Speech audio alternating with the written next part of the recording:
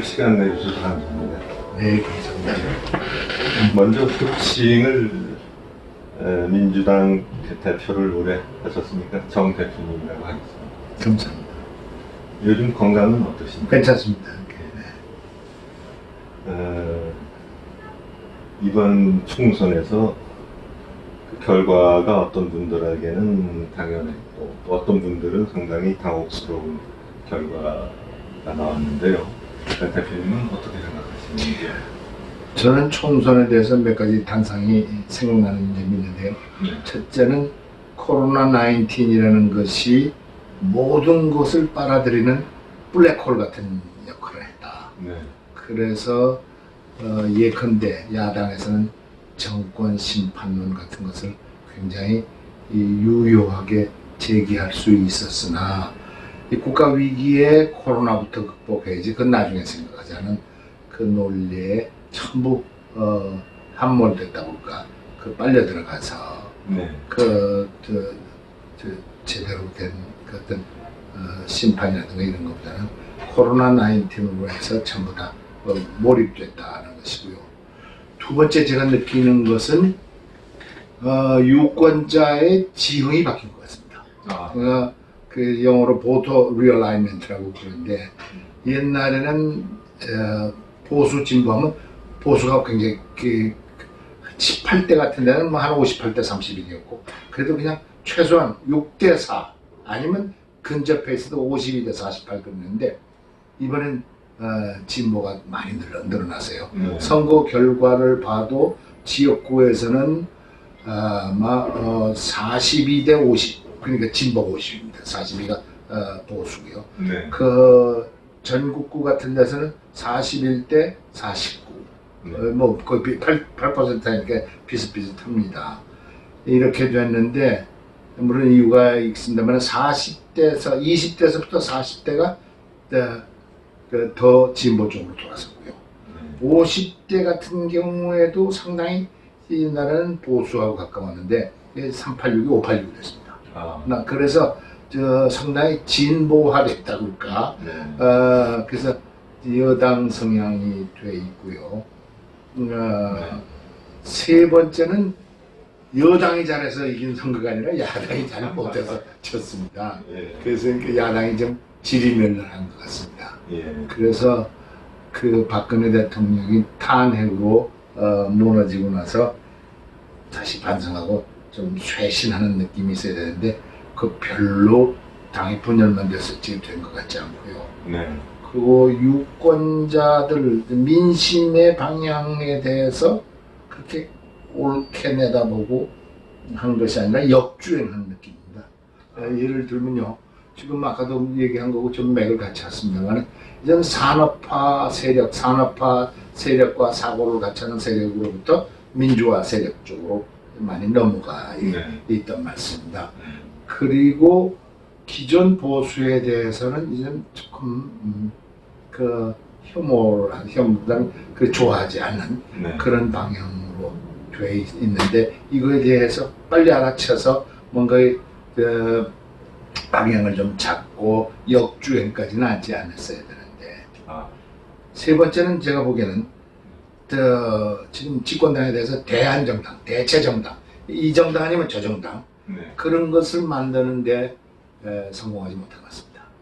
황교안 대표부터 공천파동이나 막말이나 사람 키우는 측면에서 다 미약했어요. 그래서 과연 지금 이름 바꿨습니다. 요새 무슨 통합당이라고 그러지만은 자유한국당 시절에도 그것이 민주당의 대체정당으로서 가능한가 아직 이런 생각들을 많이 했던 느낌이 들고요.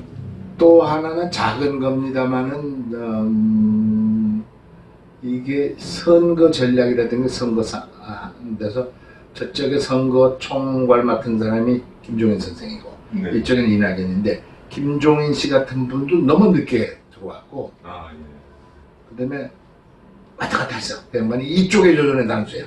그 전에는 또 누구야 박근혜 대통령 만들고 정리하고 그래서 조금 혼란스러워. 능력은 있을는지 모르지만 왔다 갔다 하는 이미지가 있고 그 다음에 능력 있는 분입니다. 그러나 이제는 his 모더네이티, 네. 올드보이 냄새가 남았습니다. 네. 그래서 나는 그가 능력 있고 좋은 것도 좋지만 이제는 좀 새롭고 능력 있는 분이 새로운 이미지로 했어야 되는데 상대적으로 이낙연하고만 해도 벌써 14, 5년 차이가 난다 말습니다. 네. 근데 이낙연은 어떻든 간에 바람을 일으켰고 호남 바람을 일으켰습니다. 그래서 이런 차이도 있고 그 다음에는 이거 저 선거법 개정을 해서 준 연동제라든가 이런 거 하는데 그게 다 그게 그래서 민주주의 국가에서는 다당제, 네. 사표도 방지하고 표의 등가성, 비례성 뭐 이런 걸 다 잘 살리려고 이런 거 하는데 그거 다 죽이고 그냥 위성정당 만들어갖고 그 선거법 개정이라는 것은 전부 무효로 만들었고요. 네. 그거하고 연결돼갖고 민주국가에서는 다당제로 3당, 4당도 다 살아나야 되는데 정의당을 포함해서 이게 다 죽었어요. 다 죽이고 그냥 거대 정당만 남았다라는 느낌이 듭니다. 네. 한 가지 칭찬해 줄 것은 이 코로나 같은 국가 위기 상황에 선거를 제대로 치렀다는 점입니다. 네. 저는 세계에서 47개국이 선거를 연기했습니다. 영국, 프랑스, 에티오피아, 미국도 프라이머리 네. 예비 선거를 15개 주에서 다 선거인데 네. 오직 대한민국만 이 어려운 상황 속에서 사회적 거리, 요새 난 사회적 거리라는 말이 뭔지 모르겠는데 하여튼 거리를 두고 장갑까지 양손에다 끼고 마스크하고 선거를 해서 그 선거 자체로부터 오는 어떤 코로나의 방역의 문제가 없게끔 성공적으로 잘 치렀다. 어떤 신문에 보니까 미국 신문인데 또 워싱턴 포스트 같은데 한국은 방역의 성공, 방역 모델의 성공했을 뿐만 아니라 국가 위기의 선거 모델을 새로 던졌다. 네. 우리가 본받을 만하다. 이제 이랬습니다. 네. 거기다가 아까 얘기했듯이 이낙연 호남이 성공. 그렇다고 지역 감정이라든가 지역주의가 회복된 것은 아닙니다. 네. 호남은 똘똘 뭉쳐서 이낙연 때문에 뭉쳤습니다만 경상도에서 민주당이 다 올랐습니다. 부산, 울산, 경남, 대구, 경북에서도 네. 다 10% 이상 많은데 20%가 올랐는데 네. 그렇다고 이것이 선거 결과 의석수에는 반영이 안 된 이유는 네. 이게 소선거구제 승자독식이라 이게 옛날에는 50대 30으로 이겼지만 50대 48로 이제 그런 경우가 많죠. 그것 돼서 의석수에는 변화가 없고 거의 접근해오고 이런 상황 때문에 했었지만 지역 감정이라든가 지역주의가 살아난 것은 아니다. 이게 제가 이제 최근에 이거 어디 가서 정치학 특강을 할 때 네. 제가 얘기하는 이번 선거의 특성이라고 할까 주의할 만한 일이다 이렇게 생각합니다. 그런 면에서 좀 바람직한 현상이 있습니다. 네. 2년 후에 그 대통령 선거가 있는데요. 어떤 자질과 능력이 있으신 분이 대통령이 되어야 할까요? 저는 이제 보통 대통령에 대해서 그 당에서 전당대회나 이런 때 그 얘기를 하다 보면 이제 세 가지 자질이 있어야 된다. 첫째는 시대적인 소명을 잘 알고 뭘 해야 될까를 잘 알고 그것을 실천할 수 있는 의욕과 능력이 있는 사람이 되는데 시대적인 소명은 이제 각자 느끼는 게 다르겠지만 제가 보기에는 예를 들면 남북 관계에서는 평화롭게 공존하고 궁극적으로는 평화적인 통일의 길로 가게끔 유도하는 사람. 두 번째는 개혁을 통해서 부정부패를 좀 더 줄이고 좀 더 옳은 사회, 정의로운 사회로 살 수 있는 길로 끌어가는 사람, 가는 길. 세 번째는 복지 문제입니다. 보편적 복지를 잘 수용을 해서 성장과 함께 복지 문제도 제대로 해서 빈부격차 양극화를 줄이고 함께 더불어 잘 살 수 있는 사회로 만들어가는 것이다. 크게 세 가지 정도는 하겠다는 의욕과 능력이 있었으면 좋겠다고. 네. 두 번째는 나는 정치인의 평가의 기본적인 게 균형 감각입니다. 균형, 한쪽으로 뭐 치우치고, 예를 들면 진보 보수라고 해서 자기가 진보 색채가 있더라도 국민은 진보 보수가 다 있습니다. 대통령이 되면 진보와 보수를 아우를 수 있고, 필요에 의해서는 진보를, 필요에 의해서는 보수 정책을 쓸 수 있고, 또 그거에 균형을 맞게끔 쓸 수 있는 사람. 그는 현실과 이상도 마찬가지입니다. 현실 이상에서 막 이상주의자로만 간다든가 현실에만 너무 집착하지 않고 그것을 균형 있게 조화시킬 수 있는 사람이면 좋겠다. 그런 능력이 있어야 된다. 세 번째는 그냥 일반 소리입니다만은 좀 옳게 살라고 노력한 사람, 청렴한 사람, 그냥 비교적 깨끗한 사람이 줬으면 좋겠다 그런 뜻입니다. 세 가지가 나는 대통령 하는데 내가 평가하는 중요 변수입니다. 알겠습니다. 지금도 잠깐 말씀하셨지만 고착화된 남북 문제가 이제 상당히 중요한 우리의 걸림돌인데요. 좀 더 구체적으로 좀 풀 수 있는 방법이 있을까요? 기본적으로는 저는 남북이 평화 공존 내지는 통일로 가야 된다고 아까도 제가 말씀드렸습니다. 그 이유는 하여간 우리가 지금 분단 국가라는 게 거의 독일, 예멘, 무슨 월남까지 해서 제일 크게 분단됐던 나라는 거의 다 통합이 됐습니다. 통일이 됐습니다. 한국만 유독 안 돼서 우리는 구두선처럼 외고 있는데 통합이 되고 통일이 되면 우리가 성취감과 자신감과 이런 것을 얻어서 민족이 좀 더 크게 발전할 수 있기 때문에 저는 통합이 좀 돼야 된다고 생각하고 이건 국제 경쟁력에서도 마찬가지입니다. 소모적인 정치, 군사 비용이 줄어들고 남북 관계는 상호 보완관계입니다. 경제적인 측면에서 보면 북한의 값싼 노동력, 남쪽의 자본, 기술, 시장 개척 능력이 있어서 이게 합해지면 굉장히 괜찮고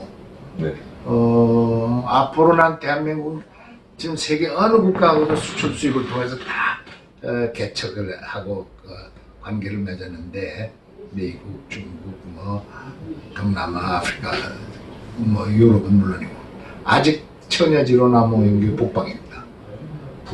북방. 그러니까 만주, 몽골, 서아시아, 연해주 이 지역이 있는데 여기에 우리가 상당히 개척하고 투자하고 그들과 함께 노력해서 발전 가능성이 높다고 생각합니다. 물론 통일이 안 돼도 D2에서 돌아서 이쪽에 대련을 한다든가 브라드보스으로 가야 되지만 이 남북의 관계가 좋으면 그냥 직접 들락날락하고 파이프라인도 올 수 있기 때문에 굉장히 한국이 편리하고 좋아질 것이다.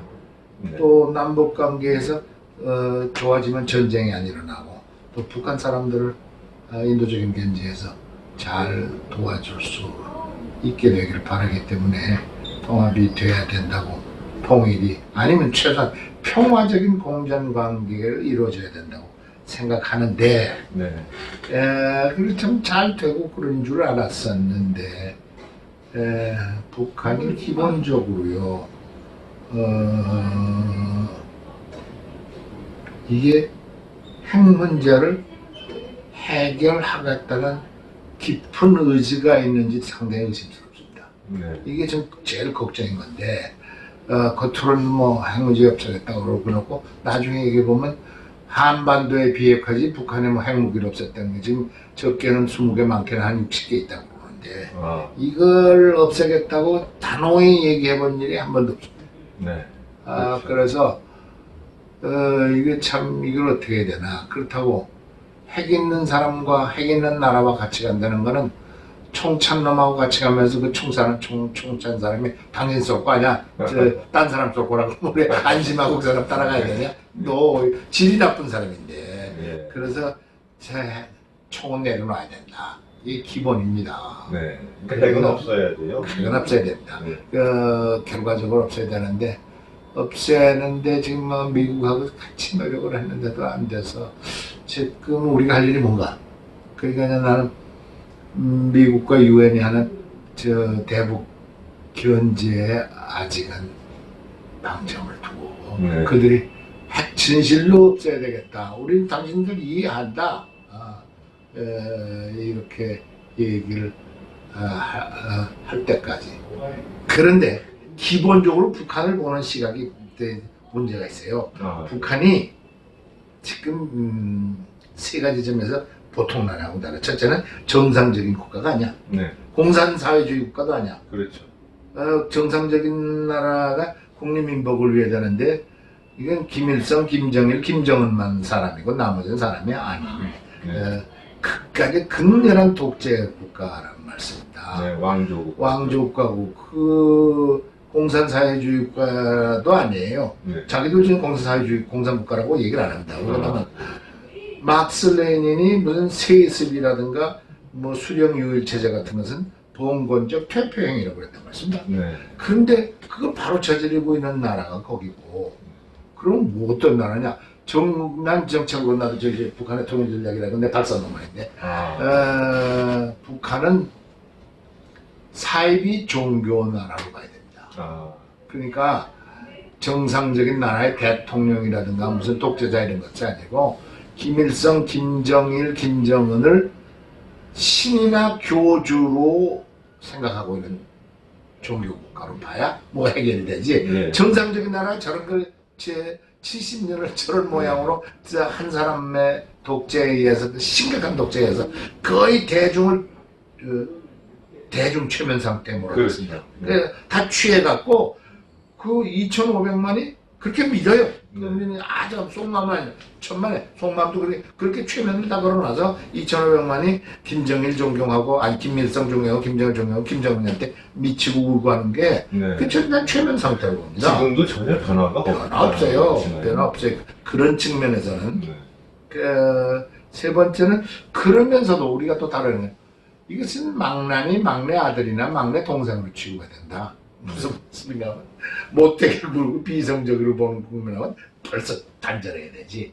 그러나 이게 내 형제고 내 동포고 내 동생이라면 언젠가는 마음밥 고쳐먹고 같이 한 집에서 살든가 통일이 돼 살든가 해야 되니까 이게 무한의 애정을 갖고 있어야 된다 이렇게 돼 있거든요. 그래서 이런 참 복잡한 상황 속에서 이걸 균형 있게 북한을 대하니까 그러니까 북한을 지금 잘 어울러서 그 인도적인 견제에서 모두 좀 도와주고 저 핵업제라고 그러면서 또 핵업제라고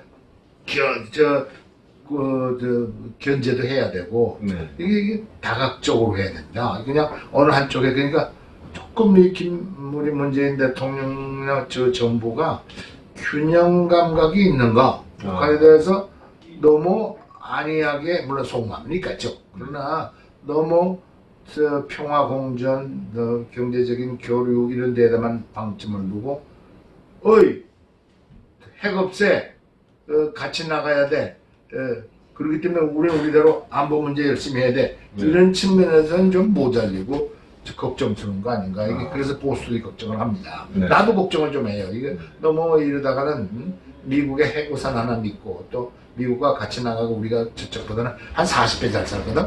우리가 퍼캡ita GNP가 31,000불, 1,500불이고 저쪽이 지금 요새 학자들에 따라서 다른 경우는 많이 받으면 한 1,500불 봅니다. 그러면 20배, 인구 2배. 그러니까 20 곱하기 2 하면 최소한 40배의 국력이 있다고 보는데 그렇다고 우리가 안심 놓고 저것들을 그냥 우리가 국력도 국방력도 저것보다 나는데 그렇지 않다면습니다. 저것들이 악랄하게 나오기 시작을 하면 우리처럼 순한 백성들, 준비 없는 백성들은 하루아침에 맥힐 가능성이 있어서 이런 양면성을 갖고 북한을 대해야 된다는 것 참 어렵습니다. 그래서 이것도 그런 의미에서 난 정치인들이 아까 얘기한 균형 감각 이게 평화롭게 하면서도 견제하고 안보 문제도 하고 핵 없앤다는 이것도 중시 안 하면 큰일 납니다. 북한 문제도 꼭 이런 상황 속에서 지금 네. 우리가 잘 다뤄야 되고, 김정은 이쯤은 저 스위스에서 공부하고 기한 김여정하고 같이 몇 년 동안 있었다 그러면 저는 좀 그래도 개혁 개방을 좀 어느 정도 할 줄 알았었는데, 네. 지금 어쩔 수 없이 그 시장 장마당이 지금 작년 통계 484개라고 그랬는데 지금 한 600개쯤 있다고 그래요. 예. 그 시장 600개면 군을 100개라고 적으면 한 군에, 우리나라 중구 종로구에 시장이 6개가 있는 꼴입니다. 물론 작은 거겠죠. 예. 그러면 시장화, 그리고 거의 지금 기획경제 무너지고 대급제 무너지고 국유제 무너지고 그냥 장마당 경제, 시장 경제가 됐습니다. 그 된 마당인데 그거를 거기도 또 모순이에요. 그러고 또는 김정은 유일 체제는 그대로 하고, 심하게 얘기하는 김정은과 김정은 클랜이 한 3,000명 정도만 따로 놀고 나머지 700만 원 따로 놀았던 이런 묘한 국가다. 그래서 그 사람들 나머지들은 그냥 존경만 하고 정치적으로는 대들지 않고 먹고 살려고만 노력하는 사람들, 이런 북한이 되어 있습니다.